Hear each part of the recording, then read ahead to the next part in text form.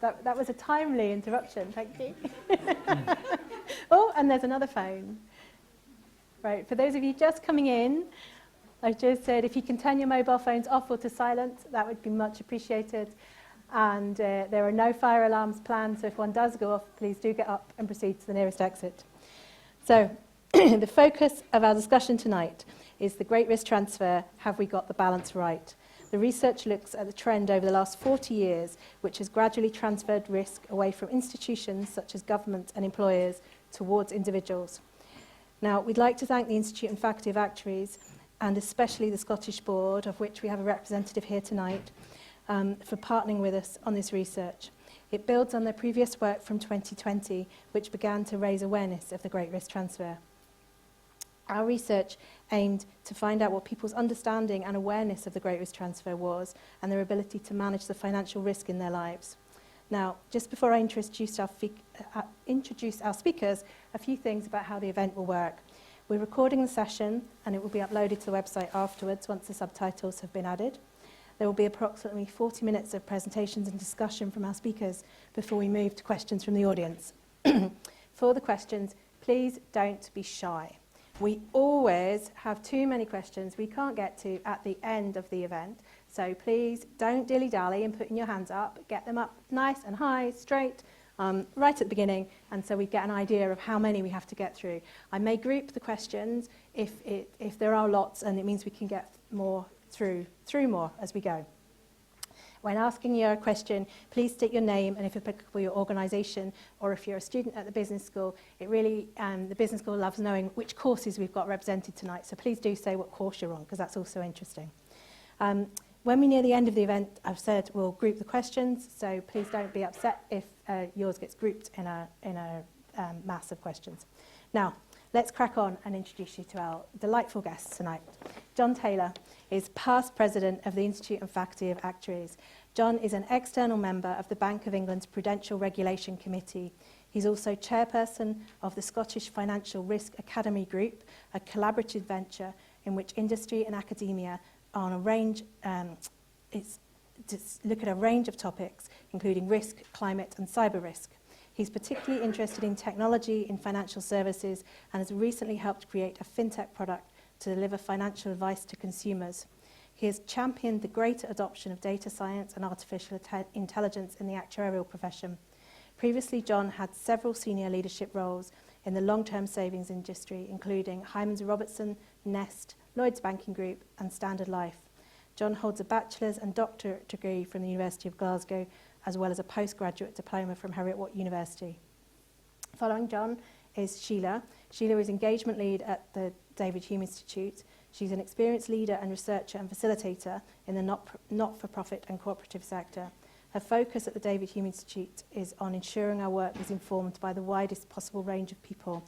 Moving from journalism to in-house communications work, she joined Oxfam GB before moving to Scotland to focus on leadership development with disabled people and their families.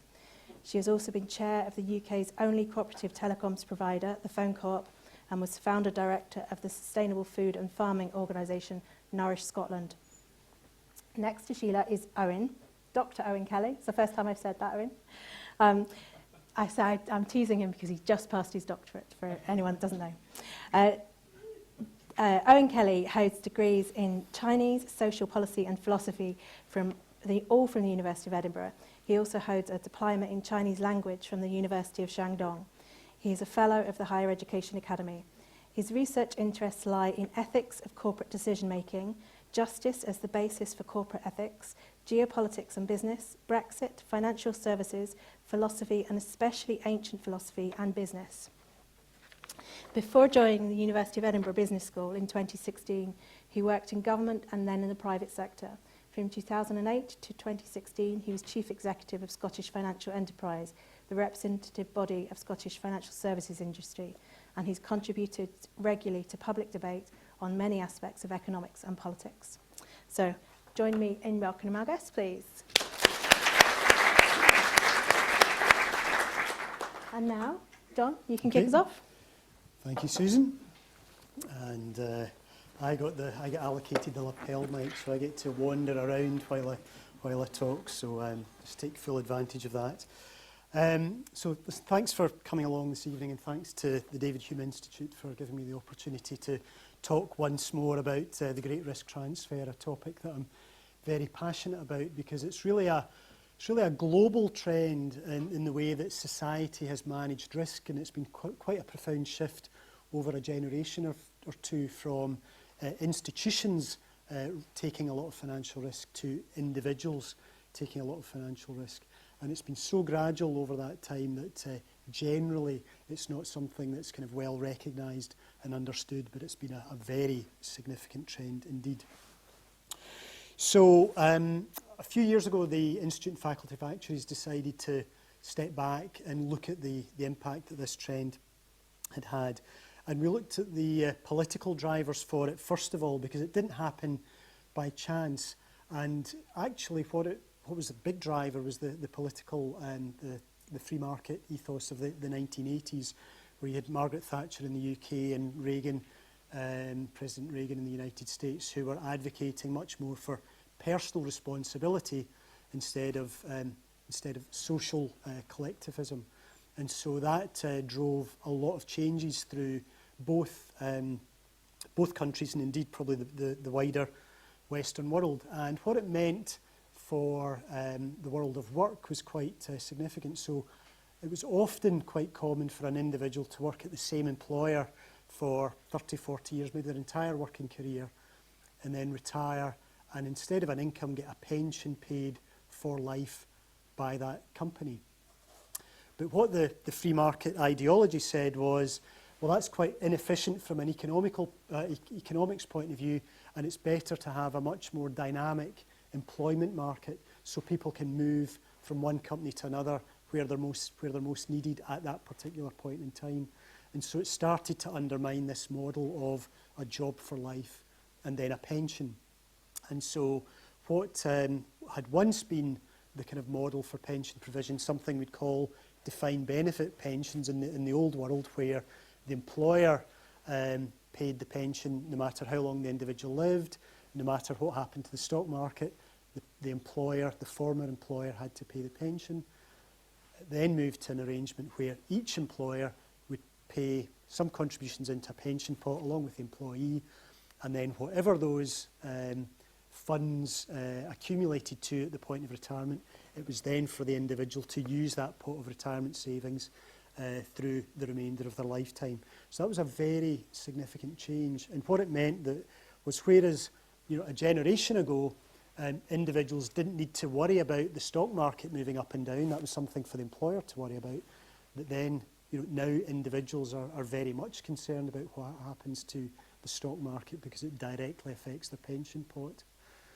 And probably even harder to manage is longevity risk. So again, in the old days, no matter how long you lived, if you lived to 110, not many in Scotland live that long, but it's possible, your employer had to pay your pension for as long as you lived.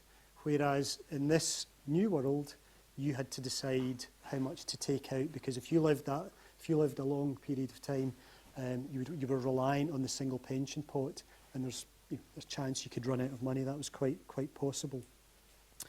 So a very significant change in the way pensions were provided. But the Great Risk Transfer applies beyond pensions as well into broader financial services. So individuals who face the highest risk in their lives and may indeed have the greatest need for insurance are now being identified very clearly by insurance companies as high risk, using data and technology to figure out the risk factors. And that means that those individuals are now either being offered insurance at very high premiums, or perhaps not offered insurance at all. And it's often the poorest in society who are at the greatest risk. And so it means that this great risk transfer phenomenon is exacerbating societal inequalities, because those who need the insurance protection most are often the ones that can't afford it. But the risk transfer, I think, goes wider still than that. It goes into employment itself. I talked about the pension impact of employment, but if we think about employment again itself, so very commonly people might have worked for the same employer all through their lives, but nowadays it's much more about short-term employment, quite often zero-hour contracts, terminology that some of you might be more familiar with than I am, and that brings a lot of risk with it. If you face ill health or unemployment, there's very little protection in the system to support against those risks. Now, the one caveat that we give is it's not all one way. I think we've seen a very profound impact by many governments in the intervention by many governments in the last few years in response to the COVID pandemic, where they've stepped in to support companies and employees. But it's a very significant exception. But it is an exception. The general trend is very much towards individuals bearing more and more risk. And if you think about this shift of risk from institutions to individuals, it's also a shift from the resourceful to the resource-constrained, from the well-advised to the non-advised, quite often. Now, for those who do have those individuals who do have access to advice, this is actually quite an empowering trend, because it allows you to tailor a financial plan and your investments and so on to your particular circumstances, often in conjunction with a financial advisor. But for the vast majority who don't have access to that type of advice, then the risks they're faced with can be quite intimidating and very difficult to manage. So one of the profound bits of feedback that we got from when we were doing this research was that people find it difficult to make financial decisions, and some of these decisions are very, very complex indeed. And so one of the themes of our recommendations were that there should be more support to help individuals deal with the difficult decisions they've got, and indeed some financial products should be simpler so that people have less optionality to worry about, because they don't often have a financial advisor holding their hand. So that was kind of one area of recommendation that we came to. But the Institute and Faculty of Actuaries also said there was another area that needed development, and it's beyond just laying responsibility at the door of individuals. It's about new mechanisms for sharing risk. Now, no presentation from an actuary would be complete without numbers, so I'm going to give you some numbers just now, if you bear with me for a minute. So imagine you're a 70-year-old man and you're about to retire with your pension pot. Now, on average, you can expect to live about 20 years, give or take. So you might say, simplistically speaking, you might divide your pension pot into 20, and then you think that's you. But there's a 10% chance, roughly, that you could live another 10 years. So if you want to be reasonably confident that you can survive through to retirement and be funded, maybe you should divide by 30. So that original 20 plus an additional 10. So that's quite a change in your plan, in your annual allowance, if you're having to allow for your individual longevity. By contrast now, if you have a pool of 100 such people, well, the life expectancy is still 20, because it's this, the same age and the same sex. But the variability is very different. The variability of a group is much lower than the variability for an individual. So this time, to be 90% sure, you only need to add on one more year. So it's far more efficient for, from a societal point of view, to have risk-sharing mechanisms in place. And that was another theme that we very much advocated for. And if you've been following Royal Mail over the last few years, you might well be aware that they are launching such a pension scheme, the first of its type in the UK, under an umbrella called collective defined contribution. So that was our other theme. We're looking for mechanisms that would enable risk sharing in the marketplace, so that when individuals do get their advice or are having to make decisions, they have vehicles that make it much more efficient for them to manage risk than they could ever manage on their own.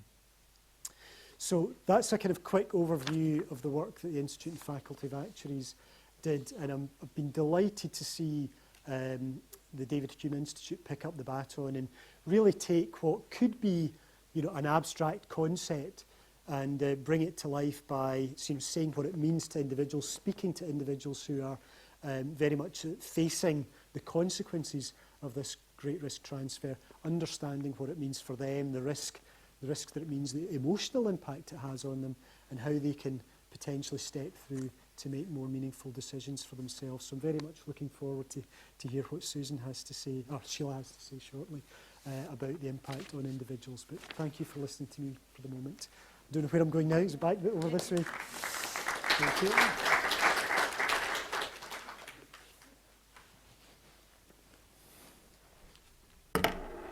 Okay, so I'm going to tell you about our research, but I'm also going to try and place that in some sort of context, because things have changed quite a lot since we did the field work on this research.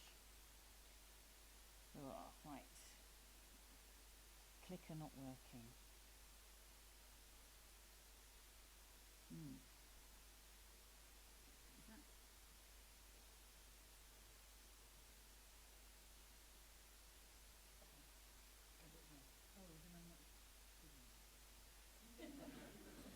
Right, okay, technical problem solved. Okay, I'm back online.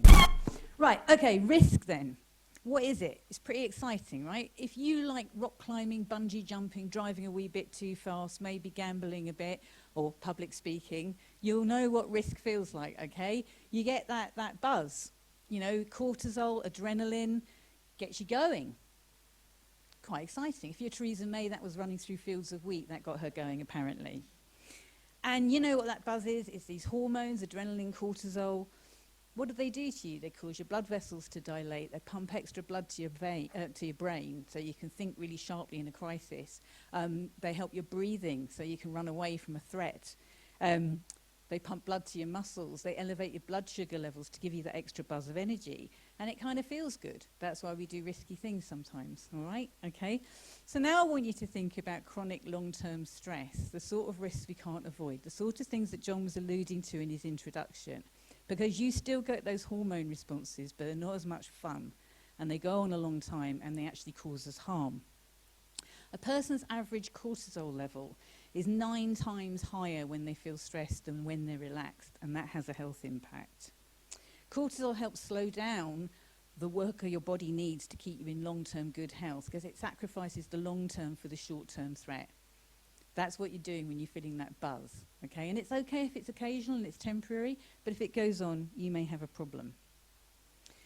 So I want you to think about that when I talk about our research, because one of the reasons why we wanted to talk to, for want of a better phrase, ordinary people, is we wanted to understand what people felt about the risks that they might face in terms of their financial well-being lifelong. And I suppose the open question that we had was, are people a bit like, you know, those famous frogs who are sitting in cold water that's gradually being heated, and we're not noticing these changes around us until it really hurts? That was one of the kind of sort of principles underlying the research that we did.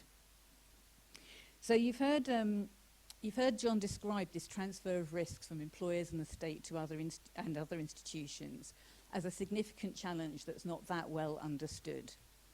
And I don't think it's going to reveal any top secrets if I say to you, in our research, it was really clear that it's not that well understood. Our operating question that we started with was, what do people understand to be the main long-term risks to their financial well-being?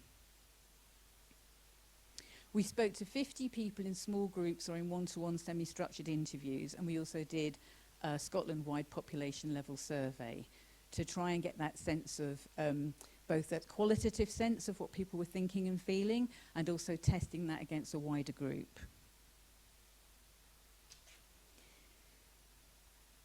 We wanted to know what people felt about this. Now, this hadn't actually been said then. This is the FT earlier this year. The FT's pithy way of summarising this is that everyone needs to be an actuary now.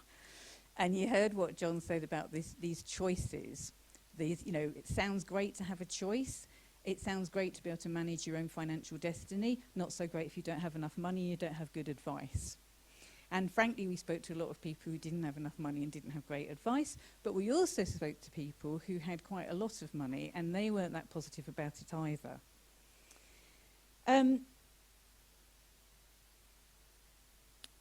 The point is, we aren't actuaries, we don't think like actuaries, we don't know what they know, and few of us seem to know what to do if we did. That probably pretty much summarises our findings, but I'll go into a bit more detail.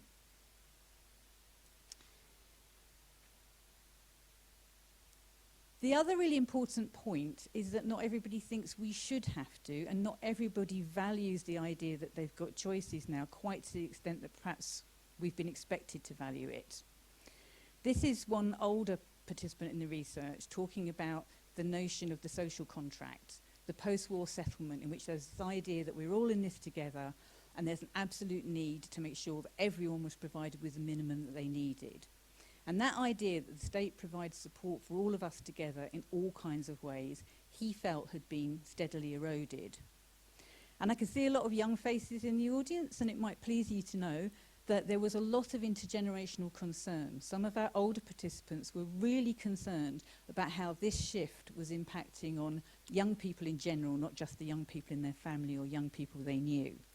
They recognised that they had benefited from a number of things, and John mentioned one of them, which is defined benefit pensions, that was simply not available to the next generation and the generation that's coming afterwards. And that bothered people quite a lot.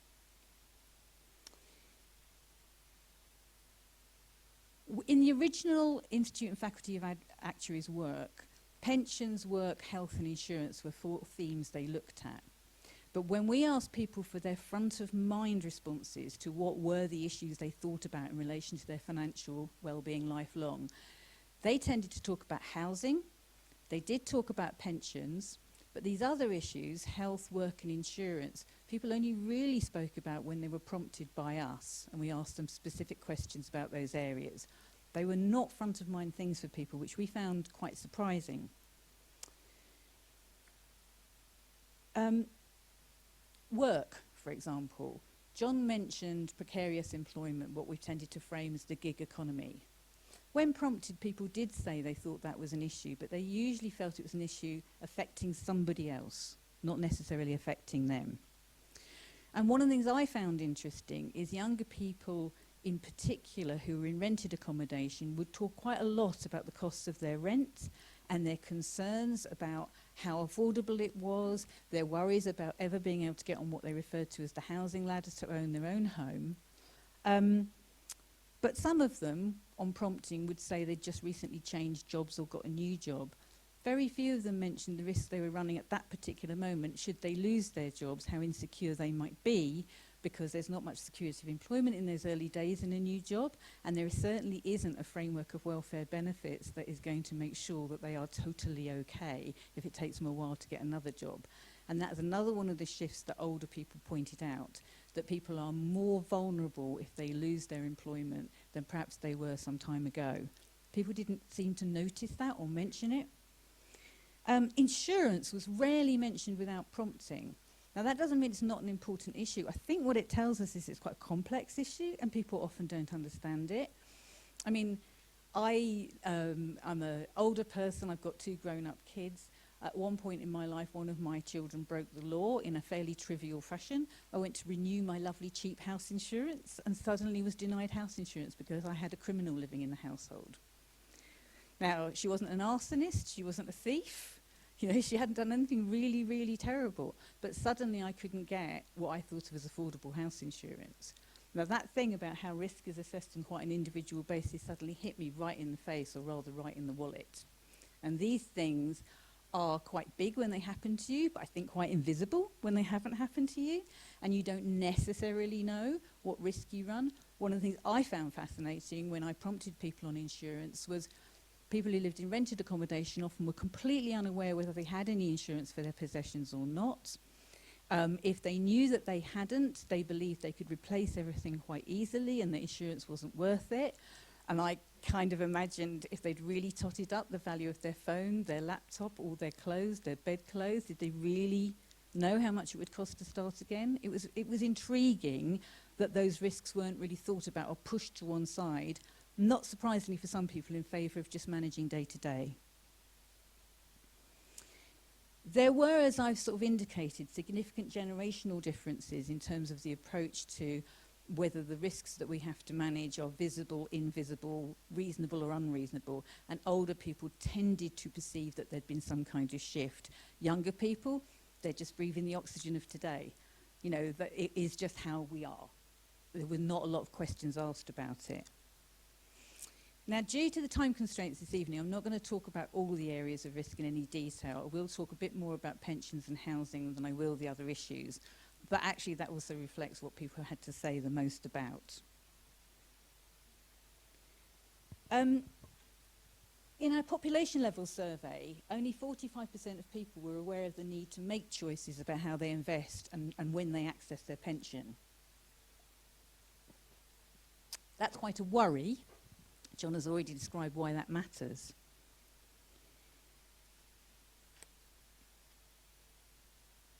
Now, again, this differed quite significantly depending on what social group people were in.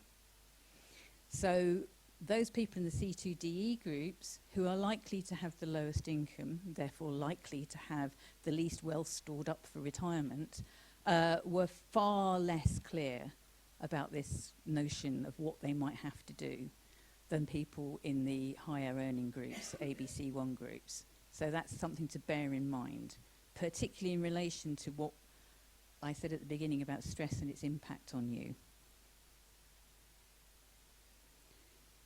Awareness of managing financial risk of your pension situation varied across age groups. Now, you wouldn't be surprised. Younger people tend sometimes to imagine, and I'll never be old. I certainly did when I was very young. But of course, there's an issue here because that whole thing, the nature of the long-term investments that your pension is, that your pension money goes into, are that the longer term, the more likely they are to yield you decent returns. You know, even if you earn an above-average salary, it's very hard once you reach your middle years to put right years of underinvestment.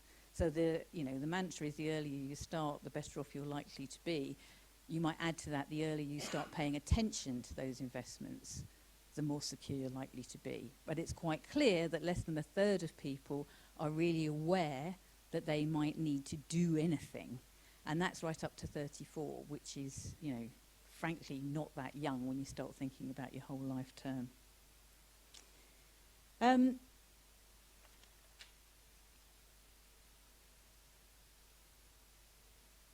Now, governments are really interested in this. They would like us all to save more for the future. They would like us all to be more secure and less dependent on shared public resources if we fall on hard times. And they're often both researching policies and talking about policies that might make us all better at this thing of being ready for the future. But, our research revealed some clues of what might stand in the way of this notion of what is the best thing to do and what people actually do. This was a young, entrepreneurial young woman who had set up her own business, so hardly someone who didn't think about money, she's not someone who didn't take risks. And this is her view. My friends of my generation are just completely hopeless about the future, and the way we envision it, we're just going to work until we're 70, and maybe then we can retire if we've saved up some money ourselves. And I didn't hear all of Liz Truss's speech today, but apparently she was saying we'll have to raise the retirement age still further. 70 probably will be the kind of default age. By the time some of you are 70, maybe it'll be 75. Goodness knows. The trajectory we're on, that's what it looks like. Now, the interesting thing about that is that behaviour change experts will tell you that fear and hopelessness are not good conditions of mind for getting people to take action. Generally speaking, hiding your head in the sand is something that most people tend to do when they feel a bit hopeless. So those feelings of hopelessness, I think, that we revealed in our research are quite important when you're thinking about how do we get people to take responsibility intellectually, if you like, for their future, let alone whether people can take responsibility because they have enough finances to do so. That is a separate question. Lots of efforts have been made in order to nudge us towards taking more responsibility for ourselves. And auto-enrolment is one of those, where you're automatically enrolled in a pension if you work over a number of certain hours and you earn a certain amount of money. That's a relatively new policy. But of course, your choice to add more to your pension fund is usually there. The question is, can you afford it, and do you see the point of it? And it is a fact that those people on below average or low earnings, they can be auto-enrolled all they like. They're not going to have enough to live on in retirement. And so that risk sits very much with them. Society has decided not necessarily to step in and help those people in a meaningful way. And that is what some of our respondents were talking about, this sense that they were on their own when they really thought about it. And so they didn't like to think about it. And that's important when you're trying to get people engaged. They've got to like to think about something, or at least be willing to do it to make any change. And I think this would be surprising to a government that has embraced the free market ideology.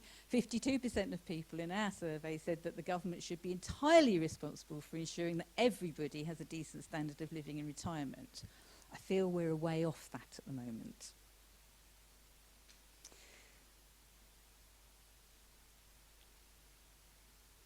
I think one of the things is that given the debate currently over whether the state pension at its current level is even affordable, and the whole notion about the triple lock, the idea that it will go up in line with average earnings as well as with the cost of living, I think we've seen recent fuel to the fire to this idea that our futures are far from certain.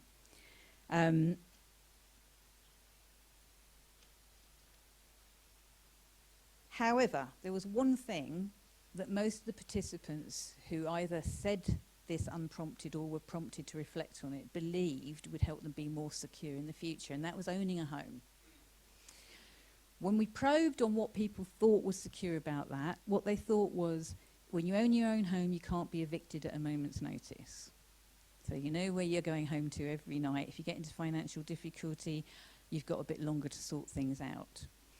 They talked about equity, this foot on the housing ladder, particularly in what they perceived to be a rising house price market, that their house would always be worth more than they paid for it. That's hilarious to someone like me, because I was able to buy my first home when I was 30. By the time I was 32 and I was selling it to buy my second home, it was actually cheaper than when I bought it, and I lost money on it because I happened to buy at the peak of a market and the market then crashed. So, you know, that's not a philosophy I've carried through life, that my house will always be worth more, although indeed mostly it has been. But anyway, that was the belief. And then the other important thing was legacy, making things easier for my children. That your home is something that you can leave to your children so that their path through life won't be as difficult as perhaps yours has been, because the value of your property, the equity you've got in your property, is there as a family benefit. I would say this leads to another good example of how ill-informed most of us are about what the risks are in life. This is a Resolution Foundation piece of work from February 2022, talking about inheritance. A minority of people actually inherit anything significant, and if they do, the typical age at which a 20 to 35-year-old today are projected to receive an inheritance, they'll be 61. So inheriting property is not going to get you on the housing ladder until most of the life in which you've lived is sort of gone, and you might have another 40 years, but you'll have had a bit of a struggle up till then. And I think the really interesting thing about this is that not a single person in our research referred to the fact that the equity you've built up in your home is still at risk in relation to social care costs should you become elderly, suffer from dementia, and need care. Or in certain circumstances, not in every circumstance, the value of your home needs to be drawn down in order to pay for your care. So this notion that your home is this safe rock, this castle, the value of which you can always hand on to whoever you choose, hopefully your children, is not true. It's certainly better than have nothing at all, but it's not the case that it's there forever. And I think people really had not thought through how risky home ownership is. I mean, there's another example.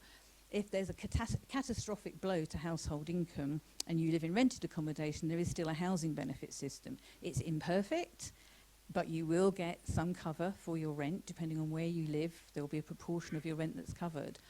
Once you're a mortgagee, there is very little to protect you if that catastrophic blow falls. We have seen, since we did this research, rapid rise in mortgage rates and people saying their mortgages are unaffordable. None of these risks were front of mind for the people we spoke to. They clearly saw home ownership as de-risking their life, when in fact what home ownership does is shift the risks into a different kind of risk. There are still risks there. So, how do you get people to do better, if you like, manage their risks better, realise what risks are out there, take the right steps? Well, you won't be surprised to know that a lot of people who we spoke to said, we need more help. We need better education. We need more information. But I chose this picture because the fact of the matter is, for a lot of people, information and education just bounces off them because they've got too much going on. And that's where John's comment right at the beginning about a differentiation between people who might do well out of the status quo because they've got quite a lot of resources to play with, they can afford good advice, and people who are perhaps frozen out because they don't have a lot of resources and they can't afford good advice, starts to kick in really big time. Because think back to the beginning when I talked about stress. When you're stressed, you often do not have the capacity to deal with the degree of cognitive load that handling risk places on you. Your feelings are, these headlines from last week, you know, if you're already worried about your pension and then you hear that the government is saying, or commentators are saying, and the government tends to be agreeing, that the state pension burden is already too high, we can't afford to pay the pensions, we can't afford to keep the triple lot, that's quite stressy. How do you plan for your future when governments can't come to some sort of longer-term cross-party agreement on what pensions should be? You know, will they go up with the cost of living or will they not? We really don't know, and that adds to your stress levels if you're trying to plan, and it undermines good planning. We also do a quarterly survey into Scotland's economic situation. And this graph here tracks the surveys we've done between May 22 and August 23. And they track the number of respondents in Scotland. So this is again a population level survey which we do in partnership with the Mark Diffley Partnership and Charlotte Street Partners, of people who are suffering sleepless nights due to anxiety about their financial well-being. And the blue line is people without children, and the red line is people with children. And you will see that there's an uptick there in recent times for families with children. This is a good illustration of how much pressure and stress a lot of families are under.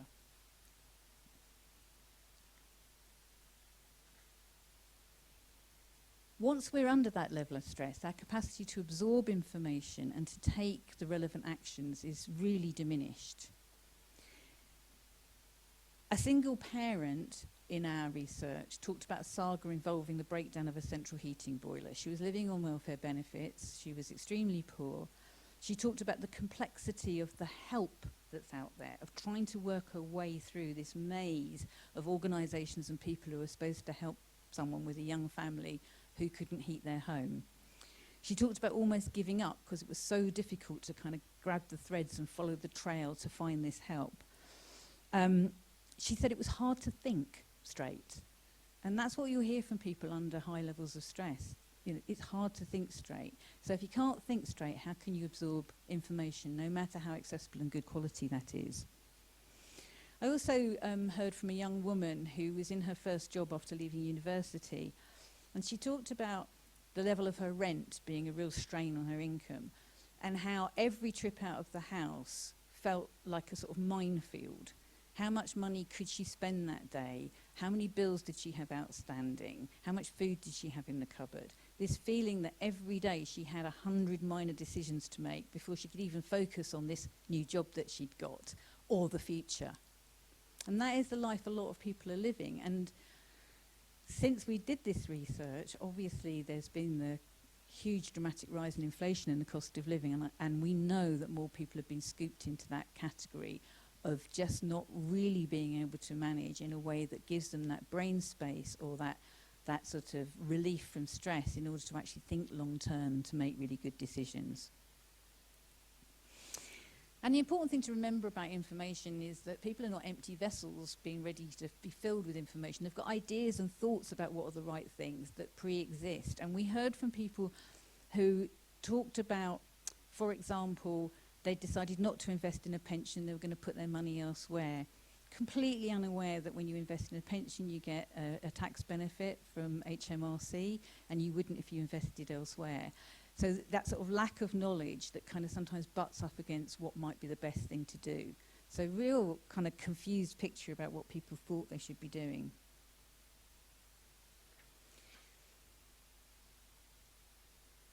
And then the really, really important thing is trust. We found that people didn't know where to go for good quality financial advice or guidance, and they weren't very sure who they could trust.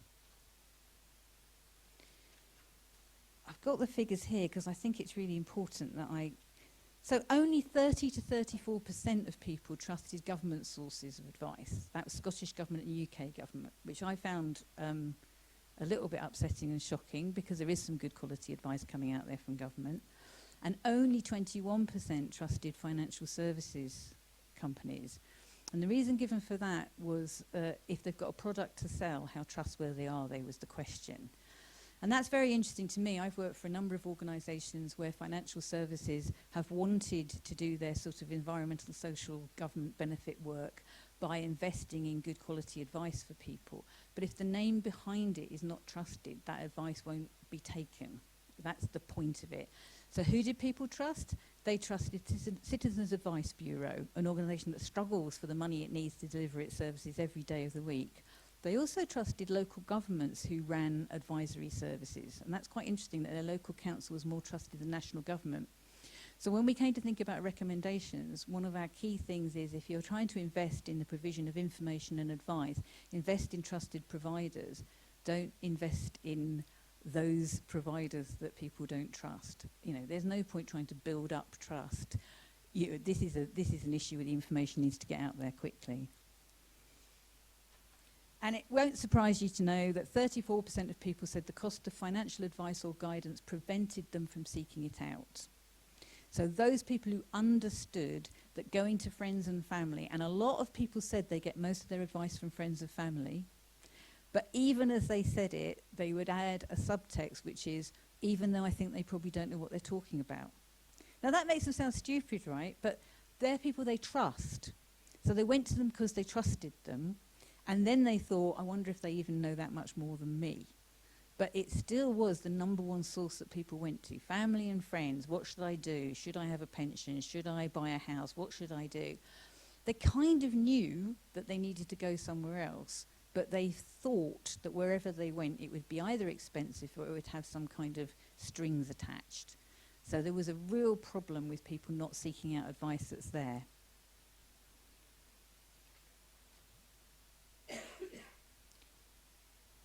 Before I get onto our recommendations, I also want to say something about stigma and embarrassment. That was a really strong theme when we asked people. People under stress felt under even more stress when asked to reflect on what stopped them from seeking advice or doing something about their situation, which they may have recognised as problematic. And the really big message was that it's embarrassing to admit that you haven't done something very well. It's embarrassing to admit what you don't know, and there was a stigma associated with confessing how little savings you had or how worried you were about the future. There was a really strong sense, and that made recommending how you might provide information and advice quite tricky, because some people wanted to be able to go to a trusted advisor like a Citizens Advice Bureau and spill their hearts out and say what was bothering them. But some people just simply wanted to get advice online, usually written advice, something that they didn't have to reveal themselves to an advisor. And one of the groups of people we spoke to were support workers who were embedded in GP surgeries. And it's been in the news recently because some of the funding in Scotland for that is under threat or has been cut. But they are the sorts of people who GPs who realise that someone who is presented as unwell is actually unwell, but also has social issues like having got into debt. They can refer on to these support workers. And when we spoke to them, they told us some really, really moving stories about having sitting someone down over several sessions, building up trust until they dared reveal what their problem was and what a tangle they'd got into financially. And that relationship basis for advice and support was highly valued by some people and actually invisible to others. People didn't know it was there, and of course it's not there for a lot of us most of the time. But it was very interesting how people opened up about who they were comfortable to talk to and who they weren't comfortable to talk to. So in terms of our recommendations, one of the biggest things when there's stigma and embarrassment is you have to break through that by encouraging people to talk about it. There won't, this room will have people in it who have made a mess of their finances at one point or another. I did when I was younger. I got into debt that I couldn't pay back, had to scurry back and live with my mum and dad and pay off my debts. It's really not a thing that is unusual. But actually we are very embarrassed to talk about it a lot of the time. So one of our recommendations was let's find a way of getting people to talk about it. But also expose the myth of choice. As John pointed out, freedom to manage your pensions in a certain way. You're only free to do that if you have the knowledge, the skills, the confidence and the money there. And it's not really a choice for everybody, and we need to be honest about that. And avoiding financial risks compounding. If you're already in a difficult situation, it's easy to make it worse, and people need help about how not to do that. Invest in trusted advisors, I've already said, those organisations that people already trust. There's a particular recommendation when people were talking about their pensions, those people who are a little bit further along in their careers talked about the difficulty of tracking all the little different bits of pension from different employers. And there is a move underway to have this accessible pensions dashboard where you can see it all in one place. And we said, yep, that's quite clearly what people want. It needs to be done. Affordable basic insurance. It was quite obvious that people who were underinsured or uninsured felt that insurance was unaffordable, running a big risk in their lives. And secure and affordable housing. A lot of people's woes and worries tracked back to having insecure housing situations and very costly and expensive housing. But also fair work and responsible business. So although we didn't talk to a lot of people who thought of their work as precarious and thought they were at risk, we could see from their situations that they were in actually a more precarious position than they thought, and they were at some risk. And so there's something about responsible business, protecting people in different ways, and that could be as much as it could be as little as employers providing a bit more information, advice and support on things like how to manage your finances if people want it. It could also be, very importantly, about paying a really fair wage. And we have all seen what's happened to wages over the last few years, which has been wage stagnation for most people, and the wage rises that people have been fighting for in recent times, sometimes being nowhere close to the percentage increase in the cost of living. So there is an issue that if people are already struggling to afford to invest for their future, how are they going to do that if their wages aren't even covering the present? And to go back to that point about the pension, the triple lock and how much the state can do, we do hear quite often, and we heard it from people in our research, that we couldn't expect. So 52% said that the government should be looking after everybody in retirement, but that left 48% who were thinking slightly differently, obviously. And in our conversations with people, some people said, well, we can't go back to the halcyon days of the welfare state when everyone was looked after. We can't afford it. And you can take your own view on that, I'm not here to say. But I did think it was interesting that just the other day, the patriotic millionaires, who are extremely wealthy people who think they should be taxed more, came up with their recommendation for what should happen in order to help fund public services and deal with the cost of living crisis and support people. So there are different views out there. So I'll just leave that slide there for you to have a think about. 66% of those who polled who had 10 million in assets wanted to be subject to an annual wealth tax. They supported the introduction of that tax. So when we're told that a wealth tax would damage the economy, that's a legitimate view, and there are arguments as to why that's true. But there are very wealthy people who think differently, who perhaps don't want to live in a society where they know other people are really struggling. So we've been lucky enough to be offered some resources to carry on with the phase 2. And so I just want to leave you with a kind of heads up on where we're going with that. This notion of the balance of risk, has it gone too far? You know, have we put too much risk on individuals And even if people were better equipped to cope with that risk, has the dial sort of shifted too far? That's an important question. But I think more importantly is whether meaningful adjustments to the balance of risk are actually achievable without significant scale regulatory and welfare systems reforms. It's a question that you might want to think about yourselves. What do you think? Where do you sit on that? And what factors increase people's propensity to take meaningful actions to mitigate the impact of the great risk transfer? I talked earlier on about the extent to which people we spoke to really had their heads in the sand. They kind of knew something was going on that was difficult for them to deal with. They couldn't necessarily name it. They might feel the impact, but they couldn't say, particularly younger people for whom it's just the air in which they breathe. It's the way that we live today. But what would increase people's propensity to take an action? Would it be, for example, and I suppose I'm obsessed with this because I'm coming up to state pension age within the next 10 years, would it be actually knowing what the government is likely to offer me? You know, would it be knowing that the pension rate as it stands today will be very similar but adjusted for cost of living in 7 or 8 years' time? Because it's really odd to be told that we as individuals have to plan for the future based on a sort of set of moving goalposts. It feels peculiar, you know. So I think we would like to find out, sort of dig beneath the surface and go, what would make it easier for you? One answer would be have a bit more money. Yeah, right. But in terms of a willingness to think about these things, a willingness to act, the confidence to act, the knowledge to act, what would really make a difference for people? And that's where we'll be going with our additional piece of research and trying to do that thing of bringing a broad range of people who aren't all experts. Because the bottom line is that no one is really expecting us to live in a world where we all are actuaries now. So thanks very much.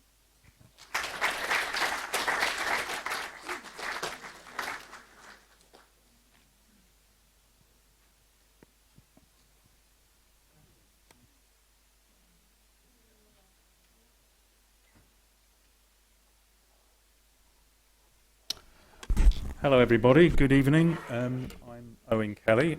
And let me first, I work here at the Business School as an academic, and let me first of all welcome you here on behalf of the Business School. We really value our collaboration with the David Hume Institute. We do quite a lot of events of this kind where we work with others to create conversations which are of interest, not just about business, although we are the Business School, but about society much more widely. So thank you very, very much for coming. And we have quite a good program of events coming up, and they're all on our website, so I do urge you to have a look. And it's great to be able to join this conversation, and you know, I'm just full of admiration for the work done by the Institute and also by the Institute and faculty. So in their work, the Institute and faculty advocates emphasize the multidisciplinary nature of these questions, and Susan earlier spoke about the diversity of thought that the David Hume Institute like to cultivate. So I'm going to take full advantage of those opportunities and offer some thoughts and questions from the point of view of philosophy, which is my academic background really, mixed with business, of course, because we are in the business school. My points and questions are really focused on the UK experience, although, as John said earlier, it is very much a global question, this question of the great risk transfer. So I'm going to cover three broad areas very, very quickly, because philosophy moves very quickly over enormous areas, as I'm sure you know.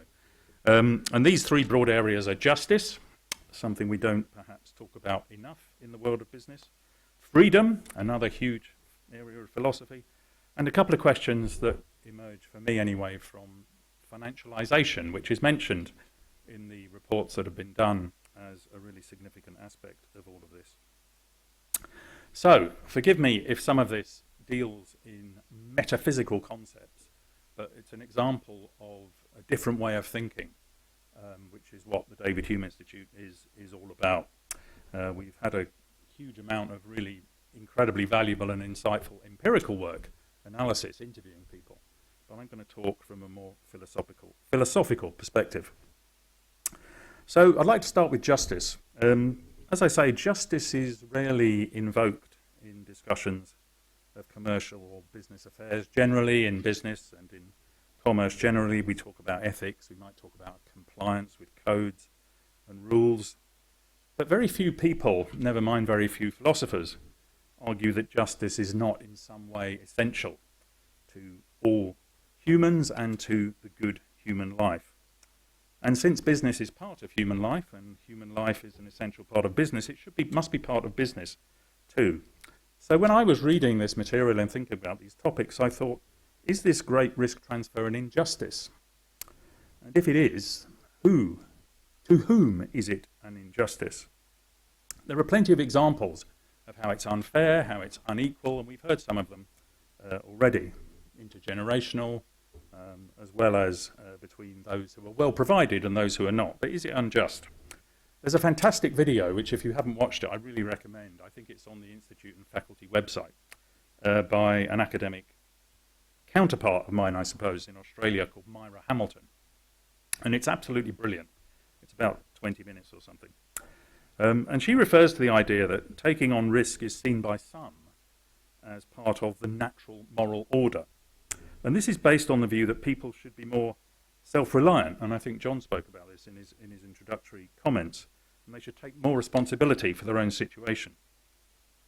But it's also based on the idea that desert is what should guide us in determining whether someone has been justly treated, a sort of you get what you deserved view. And desert is part of calculating in our everyday thinking about justice what is due to someone, and this is a huge part of any definition of justice in philosophy, but the one that many people look to as still the enduring and really solid one is the one that was prepared by the Emperor Justinian in the 6th century and is the basis of Roman law. And when we talk about desert, we have to ask, what is desert based on? And there's a marvelous philosopher, Michael Sandel, who you may know. He's got a great public profile. He's often on the radio here in the UK. And he says that meritocracy is a story that we tell ourselves about desert, based on the idea that merit can be assessed and measured and rewarded. And he points out that the dominant measure of merit, at least in Western market-based economies, is wealth. So on that basis, we might say that any unequal outcomes of the great risk transfer, where the wealthy are better equipped to take advantage of it, are in any case are better protected against the downsides, is some kind of reflection of merit. To the rich, more should be given, that kind of idea.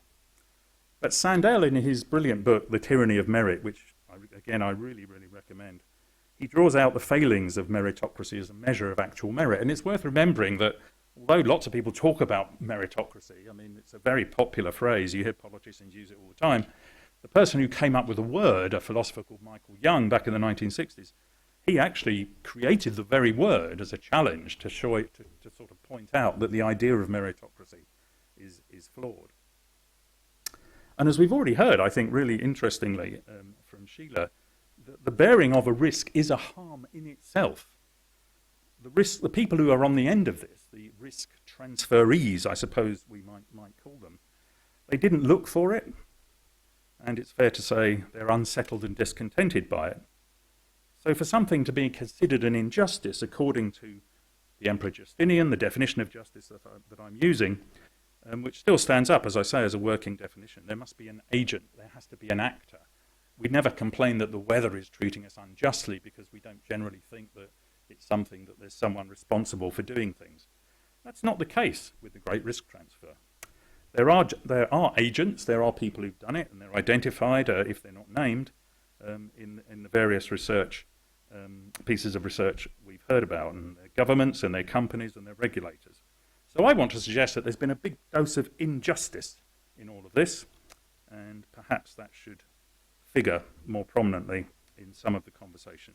So I want to move on very quickly to an aspect of markets, which have already been touched on by John. But it's commonly held that markets and freedom are closely related to one another. And it strikes me that the great risk transfer emerges partly from a philosophical belief that freedom is a good thing in itself. And we would mostly agree with that, I think. not many people are against freedom.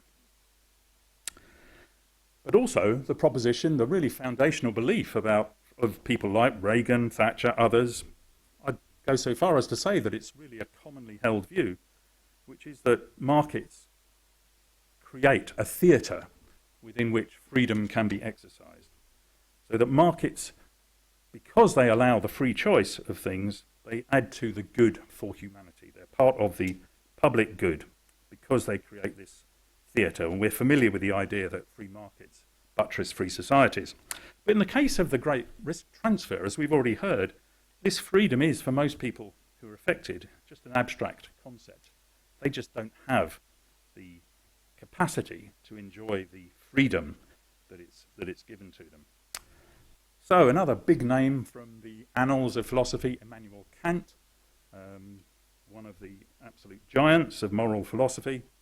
He proposed that the basis of morality and justice, at least as far as humans are concerned, is that people should be treated as ends in themselves, that all rational actors should be treated as ends, not as means to an end.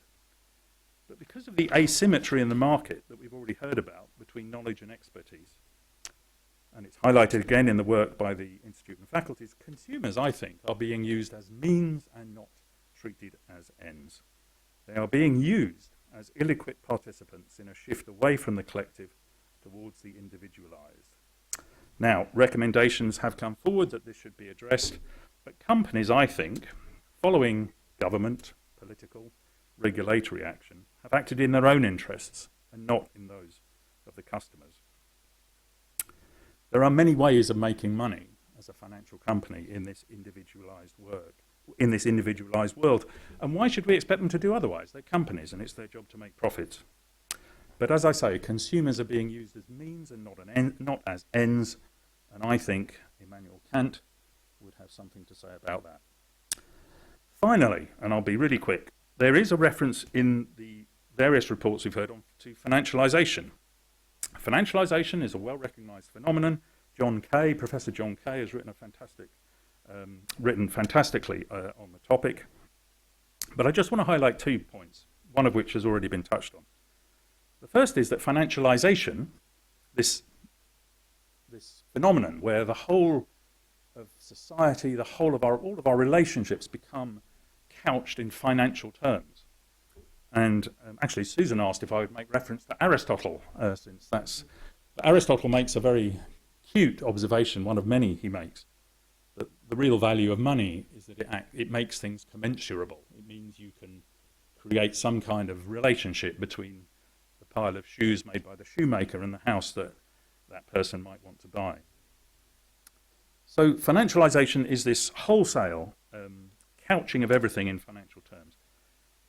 And financialization creates new opportunities for what economists call rent seeking. And this is when the way in which markets are organized creates kind of pinch points, barriers that you can only overcome by using certain services.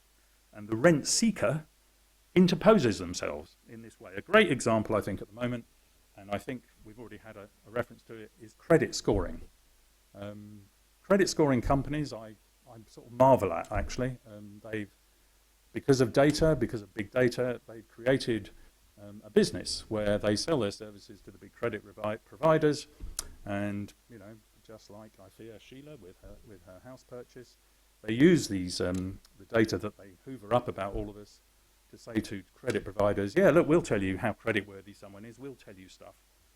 But it's only because this pinch point has been created that they can make money from selling their products. And guess what? You need to use their products to get through the gateway that's been created. Anyway, so I think that financialization creates these pinch points and opportunities for people to make money. However, as I think John was saying, all risk management, whatever it is, whether it's pensions, whether it's health and safety, whatever it might be, is a collective good for society as a whole. Oliver Wendell Holmes, the famous American jurist, he said, taxes are what we pay for a civilized society. And I think that all this risk management across the whole of society, pensions is only part of it, is part of that same idea. Everything that goes on allows the whole of society and all of us in it to live better. But in the case of the great risk transfer, the kind of things that Sheila's been talking about are only really provided currently through private provision. So private providers are at that pinch point that I was talking about that is created by financialisation. Financialisation because it creates an environment abstracted from the physical world in which these pinch points can be controlled and managed. So I would really like to see companies saying to regulators and governments, we don't want these pinch points, because actually the losers here are the consumers. And I would like to see companies who, I realise of course that it's not for the institute and faculty to say things like this, but hey, I'm just an academic so I can say what I like. They have a duty and a responsibility as well to look at the way the market is functioning and try and close down some of these financialised pinch points which have been created. Anyway, I will stop there. It was, it's part of philosophy's job to be provocative sometimes, so I thought I'd give it a go. Thank you very much.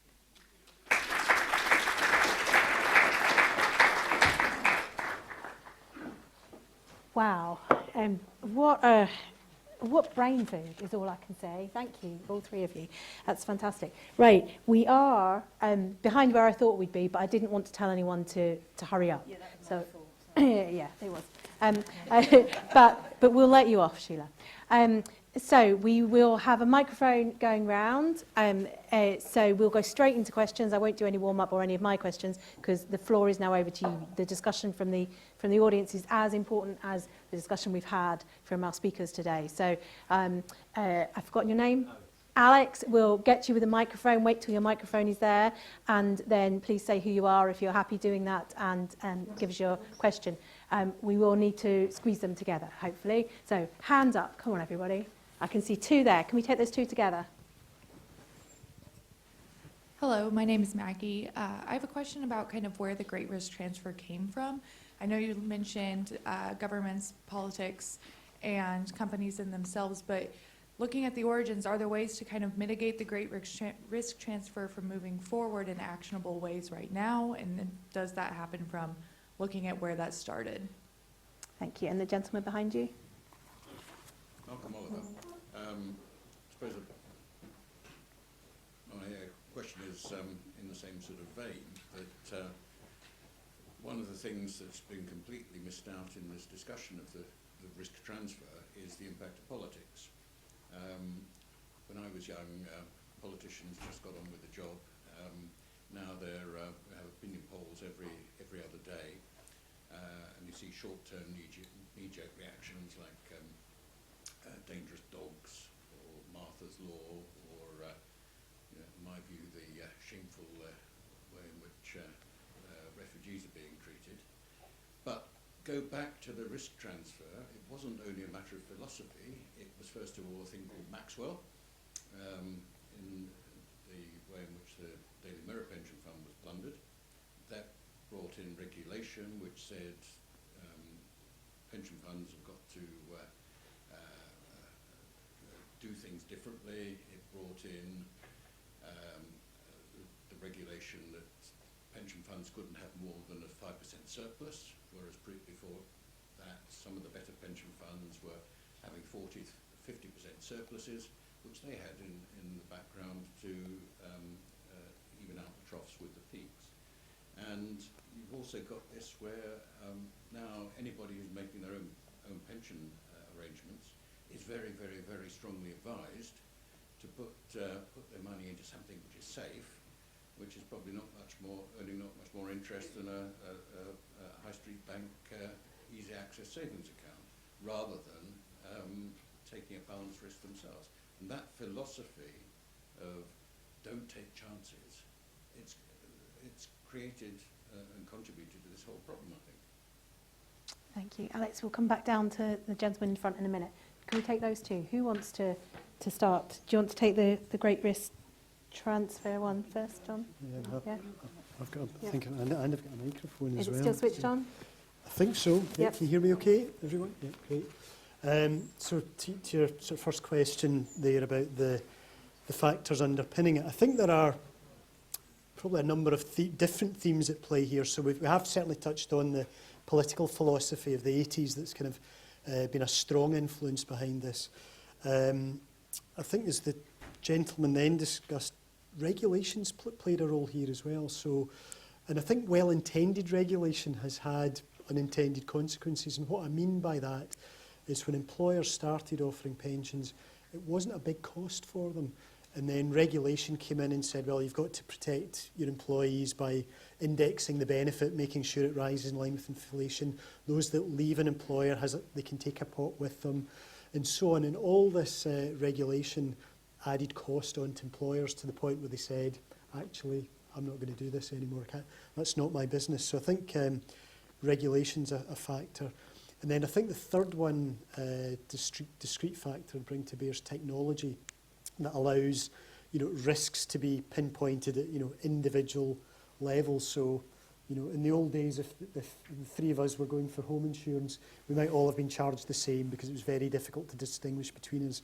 But now, because we know Sheila's pretty dodgy, she's getting a high premium, a fine upstanding academic like Owen will get a low premium, and I might be someone. Now, you can debate whether that's fair or not, but it's definitely a factor that's driving it.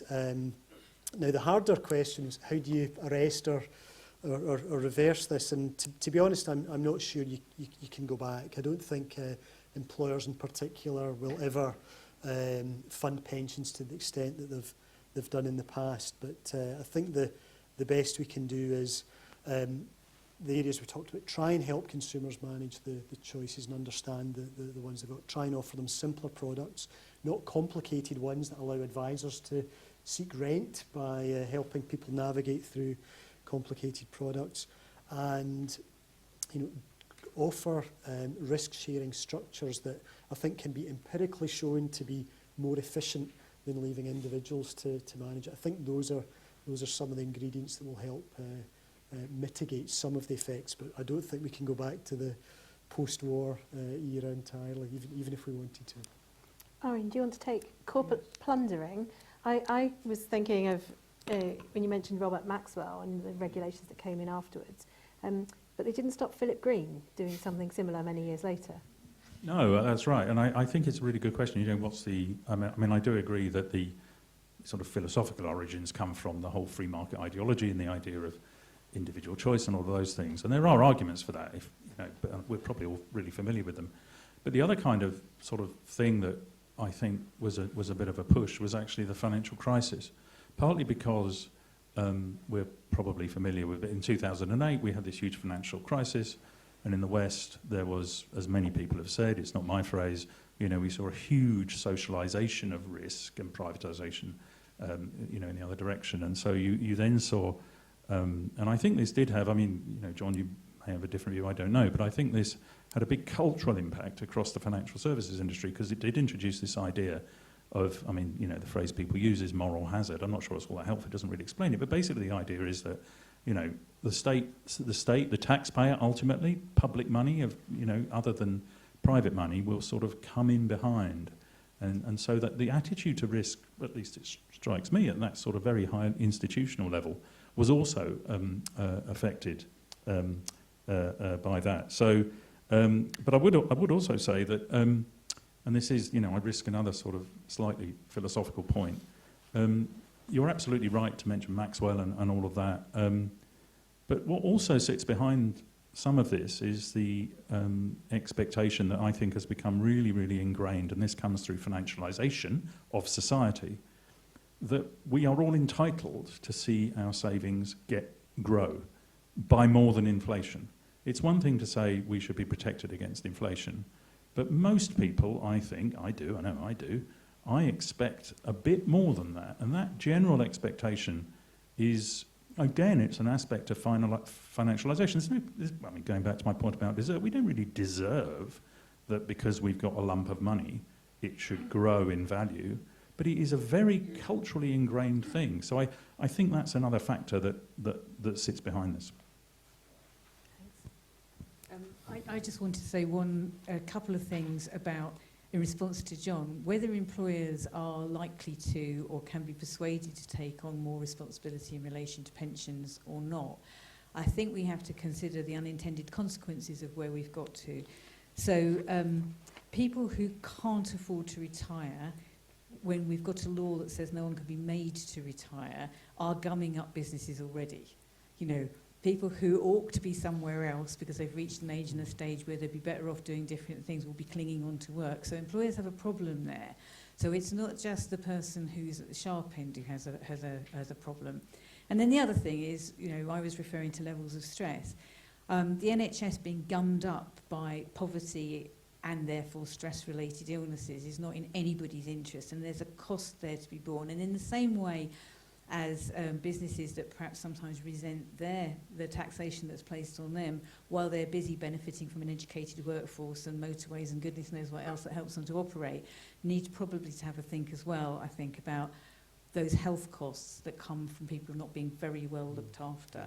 And it's in all of our interest to think about that, because the economy is not going to flourish or thrive with a stressed out, worn out, tired out, worried workforce.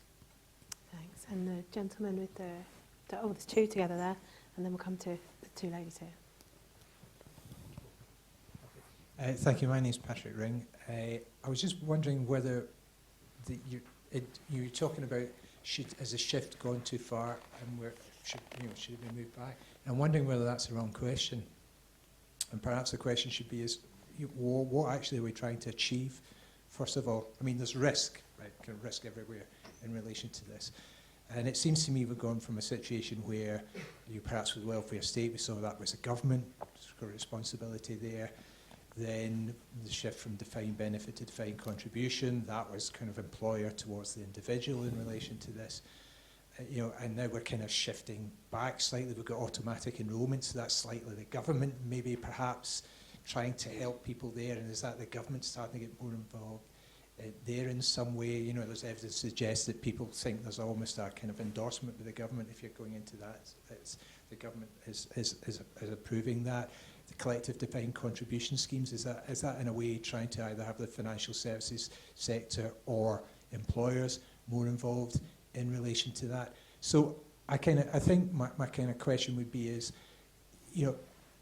where do the various responsibilities lie in relation to this? And instead of saying, well, is the risk back, we have a kind of discussion around who should be bearing that risk in relation to this, who's in the best position to take up some of that risk. I mean, and even if we take the view that individuals have some responsibility there, that the evidence to show in relation to that when we think about that, one of the basis in which we kind of like take risk is often from the basis of security. I mean, if you think about kind of lenders for mortgages, what do? They take security and they're willing to take the risk of lending you money because they have that security. So is there an issue of saying we have a certain basic level of security for individuals in order to give them that confidence to take risk? And kind of finally just kind of picking up just one final point, as we move forward in relation to sustainability and the ecological issues we face, you own your point about you expecting growth. We may have degrowth according to some people in relation to that. So the whole debate about who's bearing the risk in relation to all of that, I think is open. That. So rather than talk about kind of this shift and back and forward in relation to this, I think there's maybe a much wider and deeper debate to be had in relation to that. Thanks, Patrick. And the gentleman in front. Ian Brodie from Health and Safety Executive. Not going to ask about regulation, you're pleased to know. And you've actually painted quite a complex picture there. And we can talk about pension because of obviously actuaries and other roles here, but actually we're talking about health, housing, pensions, finance, employers, employees. Not everyone's employed, some people are self-employed. Do you think the current construct of government and society is actually able to grapple with that really complex landscape? Because business isn't going to be able to solve a complex situation like that, just like government, employees, healthcare can do it. So do you think there's a construct there where we can actually diagnose and grapple with what's quite a worrying situation you've described there? Sorry. Gosh, big questions. Owen, do you want to take the kind of ethical, moral one first from Patrick? Yeah, I mean, I think both questions kind of highlight something that I suppose I put forward. that there are some things about being a state which are inescapable. And I think, I suppose the first thing that comes to mind, I was astounded, by the way, to hear that Liz Truss is giving speeches again, but maybe. But, you know, so the first thing is, it's a major failing of the state when, by your political actions, you expose everybody to the risk of financial markets. And her, you know, what she did with, you know, that you know, pretty disastrous thing of, you know, just inviting financial markets to kind of attack the UK's borrowing position was, you know, just unconscionable, really, because that's the sort of fundamental failure. But it also highlights or reminds us in a kind of in a sort of on the opposite side of the equation that the way the international financial system works, governments, you know, barring things like that, can borrow more cheaply than anyone else. So I agree, the relationship between big companies, corporates who have, you know, their own things to worry about. At the end of the day, you know, in answer to both of your questions, I suppose, I think there are inescapable responsibilities for the state in this, just because of the way states are as actors in international financial markets, and as I say, their capacity to borrow. But in answer to your question, are we kind of equipped to do it, then I think at the moment we're seeing far more fragmentation than coming together. And he said lamely at the end, maybe it's only through events like this that we can start to build from the ground up, because it's hard to see how the political system, for all the reasons you outlined, can start to address issues like this. Thanks. If neither of you got anything burning, just for time-wise, I'll go to the next two questions, and then we'll come back, and if there's anything you want to sum up. So Isabella, and then the lady behind. Hi, I'm Isabel D'Inverno from Brodie Solicitors. My question really is, to what extent do you think that the sort of protections introduced by regulation to protect individuals by making sure that they can't possibly be misled by what they're being told about financial products has actually meant that anything that people are told is completely incomprehensible because of its complexity, and that part of what is perhaps required is the question of education of the young people, so that they have even a basic clue about what all this means.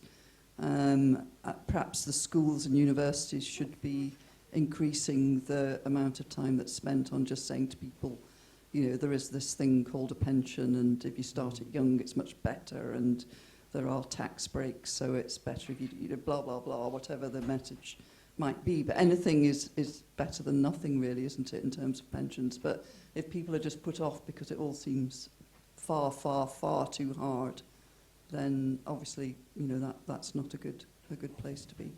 Thank you. And the question directly behind. Hi, I'm Nirja from India. I do MSc Business Analytics at the university. First of all, it's been a privilege to hear the talk, and it's been pretty insightful. Thank you for that. My question is that on behalf of all the youngsters here, that I've seen from the presentations that, you know, most people ranging from the age of 16 to 34 are not exactly aware how to manage their finances. And as the talk mentioned, we really don't have the capacity to have all those choices at hand, not knowing what to do with them. So I personally, you know, coming from a different country, of different rules, of different culture, I'm 21-year-old student studying here, you know, looking at the future, not exactly knowing how it will be. I was wondering, you know, at the back of my head, all I can think about now is how I'll pay my rent, how I'll, you know, stuff up my cupboard with groceries, how I'll cook, how I'll transit from the accommodation till here.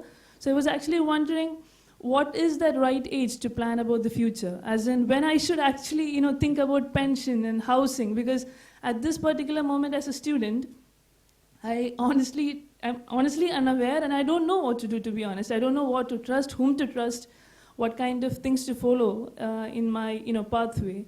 And I was wondering on, you know, talking for the youngsters over here, as in what exactly should we do from all of the expert opinions, because to be honest, we are unaware, and we don't know what to do with the finances, because all the goal that we have with us is that we should earn, yes, we should save. We should look forward, to proper housing. We should a provident fund, a pension fund. But what exactly would be that right age to stop actually living in the present, not actually, gulped in the air that we breathe at the moment, but actually think about what we should do, 10 years, 20 years down the lane? Thank you. What a fantastic question to squeeze in right at the end. Thank you very much. I think we'll come to John first with that one. Thank you. Thank you, Susan. You've got a live actuary on the panel here, so let's ask him what you should do. Yeah, well, I've got a financial plan for you here that I can give you afterwards around what to do. But, I'm going to try and answer your question by wrapping up with one of the earlier questions around, do we have the political structures to deal with this? And I will come back to it, all related to your plan. So I think one of the best, initiatives we had in the UK some 15 years ago was trying to figure out what to do with defined contribution pensions. And there was a pensions commission, an independent pensions commission, led by someone called Adair Turner, who came up with a set of proposals around automatic enrolment. We've heard that around what pension you should have when you're working, and that process of having an independent commission generated cross-party support, and it enabled it to go through Parliament for something that would otherwise have been quite a contentious issue. And so now you're maybe asking what should you do, but at least when you do start employment in the UK, there will be a default pension arrangement for you with money you can pay in. Now, that might not be exactly ideal for you, and you can maybe make some changes, but at least there's something there to begin with. And I would wonder if there's maybe scope for royal commissions or commissions in other areas of risk transfer that would be taken outside of this parliamentary cycle where people are worrying about tomorrow's newspapers, and actually take a step back, think about long-term plans, long-term structures, and perhaps have default insurance packages for you as well. That again may not be ideal for every individual, but at least as a kind of common basic level of provision for everyone that covers savings, pensions, investment, and so on. That's maybe the way to get there. Okay. Thanks, John. Sheila, do you want to take the question on protections of individuals? Or not? I don't know if we do. I'm really taken with your question because my answer is a bit depressing, which is that you'll be asking yourself that question for the rest of your life, no matter how much advice you get. And I would just say that my dad told me not to worry about that while I was trying to afford a house. And then when I bought my first house, he said, "Why haven't you done anything about your pension?" It's like never ending. And I think that when in my middle years, when my kids were young, I did often think, should I be giving my kids this experience, or should I be sorting money away? Because I've not been a very high-earning individual. And the truth of the matter is, unless you're extremely wealthy, the doubt about what you should be doing now in relation to the future will always be with you. And that is part of the stress, which for some people is extreme. So, for me, I think that is the whole point, that you can be very well educated. I think your point about whose job is to educate us and inform us. There is much better work happening in schools in Scotland than happened when I was a youngster. That's a fact. Age and stage appropriate. How do you get repetition of things so that what you've forgotten you relearn at a different stage in life when it means something different because you're trying to achieve different things and you see the world slightly differently? All of that really, really matters. But the bottom line is that even an actuary, as John adequately described at the beginning, can't tell you how long you're going to live. They can tell you how long you might live. They can't tell you what you really need out of life, only you can decide that. And so it's a question that will stay with you. And it does take up brain space. And for some people, it becomes very stressful. And for me, that's one of the things that we need to be thinking about. It is very complicated, as you said. There's all these different factors. But it is something that, as society, I think we need to get a grip of. Because I think we have a duty of care to each other. That we shouldn't leave anybody in the place where that difficult challenge is just too difficult, to the point that they suffer as a result of it. That would be my view. Owen, final word from you. Well, I think, the obvious answer is to do a master's program at the University of Edinburgh Business School, and you're already doing that. I suppose I agree, of course, with the idea that kind of everybody in society should become financially literate.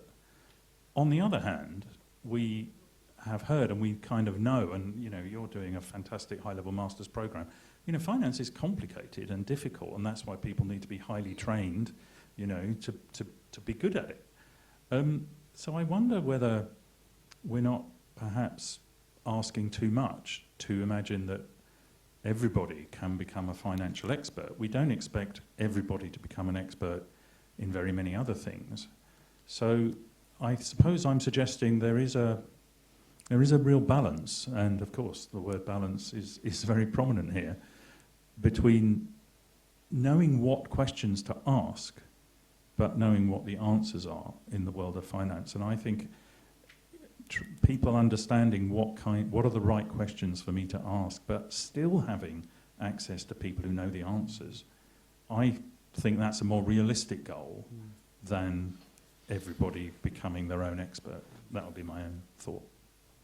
Thanks, Owen. That is, I think, for me, a fantastic note to finish on. I'm going to wrap up on time because I know everyone's got homes to go to, although if you haven't, please do join us for a drink afterwards. Thank you. I'm really sorry if we didn't get to your questions. We didn't quite get around the whole lecture theatre. So for me, there's so much to take away from this discussion. I think particularly, you know, I've heard John and Sheila speak before. I know they're brilliant, but I didn't quite know what Owen was going to say. And boy, there's so much there for me to reflect on. Thank you.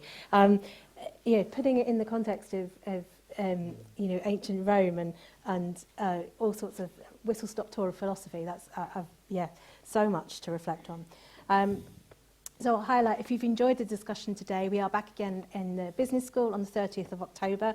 The booking's not quite open for that event yet, but we will be here again, so please do join us. And if you do want to continue expanding your mind and hearing diversity of thought on different issues, please do sign up to the David Hume Institute mailing list to make sure that you're the first to hear.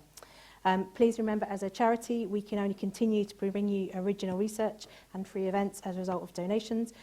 Please do not hesitate to get in touch if you would like to support us. And as regular attenders will know, all our events are free and open to everyone as our commitment to diversity of thought. So as it's time to draw the events to a close, I'd like to give thanks to our speakers, to the University of Edinburgh Business School, and to the wonderful audience. Thank you very much, everybody.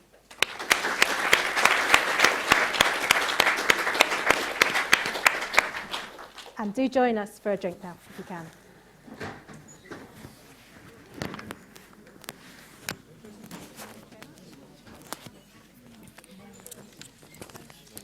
Thank you very much. That's great.